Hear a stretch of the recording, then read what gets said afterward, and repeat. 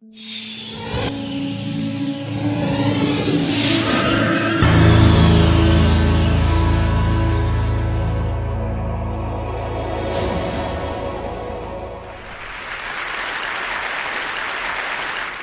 room may appear to be holding 600 people, but there's actually so many more because within each one of us, there's a multitude of personalities.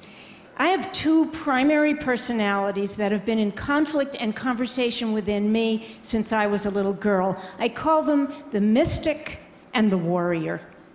I was born into a family of politically active, intellectual atheists. There was this equation in my family that went something like this. If you are intelligent, you therefore are not spiritual. I was the freak of the family. I was this weird little kid who wanted to have deep talks about the worlds that might exist beyond the ones that we perceive with our senses. I wanted to know if what we human beings see and hear and think is a full and accurate picture of reality. So, looking for answers, I went to Catholic Mass. I tagged along with my neighbors. I read Sartre and Socrates, and then a wonderful thing happened when I was in high school. Gurus from the East started washing up on the shores of America. And I said to myself, I want to get me one of them. And ever since, I've been walking the mystic path, trying to peer beyond what Albert Einstein called the optical delusion of everyday consciousness. So what did he mean by this? I'll show you. Take a breath right now of this clear air in this room. Now, see this strange underwater coral reef looking thing? It's actually a person's trachea. And those colored globs are microbes that are actually swimming around in this room right now, all around us. If we're blind to this simple biology, imagine what we're missing at the smallest subatomic level right now and at the grandest cosmic levels. My years as a mystic have made me question almost all my assumptions. They've made me a proud I don't know it all. Now, when the mystic part of me jabbers on and on like this, the warrior rolls her eyes. She's concerned about what's happening in this world right now. She's worried. She says, excuse me, I'm pissed off and I know a few things and we better get busy about them right now. I've spent my life as a warrior, working for women's issues, working on political campaigns, being an activist for the environment. And it can be sort of crazy-making, housing both the mystic and the warrior in one body. I've always been attracted to those rare people who pull that off, who devote their lives to humanity with the grit of the warrior and the grace of the mystic. People like Martin Luther King Jr., who wrote, I can never be what I ought to be until you are what you ought to be. This, he wrote, is the interrelated structure of reality. Then Mother Teresa, another mystic warrior, who said, the problem with the world is that we draw the circle of our family too small. And Nelson Mandela, who lives by the African concept of Ubuntu, which means I need you in order to be me, and you need me in order to be you. Now, we all love to trot out these three mystic warriors as if they were born with the saint gene, but we all actually have the same capacity that they do. And we need to do their work now.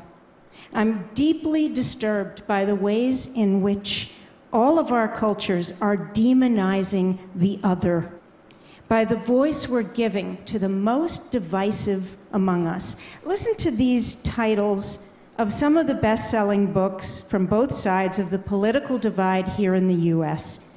Liberalism is a mental disorder. Rush Limbaugh is a big fat idiot.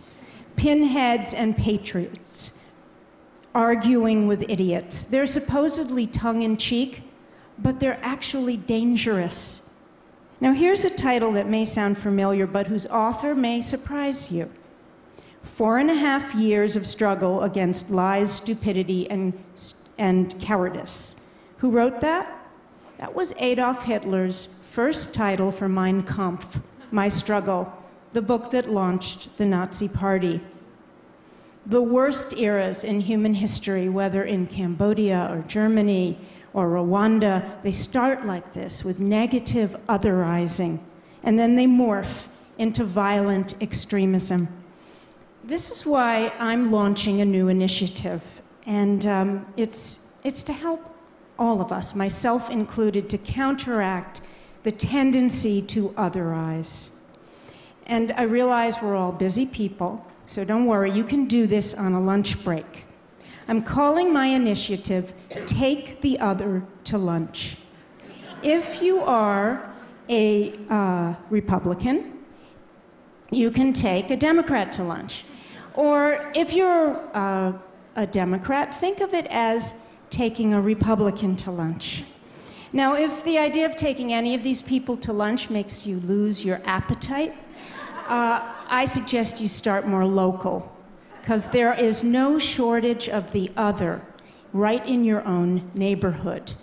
Maybe that person who worships at the mosque, or the church, or the synagogue down the street, or someone from the other side of the abortion conflict, or maybe your brother-in-law who doesn't believe in global warming. Anyone whose lifestyle may frighten you, or whose point of view makes smoke come out of your ears. A couple of weeks ago, I took a conservative Tea Party woman to lunch. Now, on paper, she passed my smoking ears test. She's an activist from the right, and I'm an activist from the left. And we used some guidelines to keep our conversation elevated, and you can use them too, because I know you're all going to take another to lunch. So first of all, decide on a goal to get to know one person from a group you may have negatively stereotyped. And then before you get together, agree on some ground rules. My Tea Party lunchmate and I came up with these. Don't persuade, defend, or interrupt. Be curious, be conversational, be real, and listen. From there, we dove in, and we used these questions. Share some of your life experiences with me. What issues deeply concern you? And what have you always wanted to ask someone from the other side? My lunch partner and I came away with some really important insights, and I'm going to share just one with you. I think it has relevance to any problem between people anywhere. I asked her why her side makes such outrageous allegations and lies about my side. What, she wanted to know. Like we're a bunch of elitist, morally corrupt terrorist lovers. Well, she was shocked. She thought my side beat up on her side way more often, that we called them brainless, gun-toting racists. And we both marveled at the labels that fit none of the people we actually know. And since we had established some trust, we believed in each other's sincerity.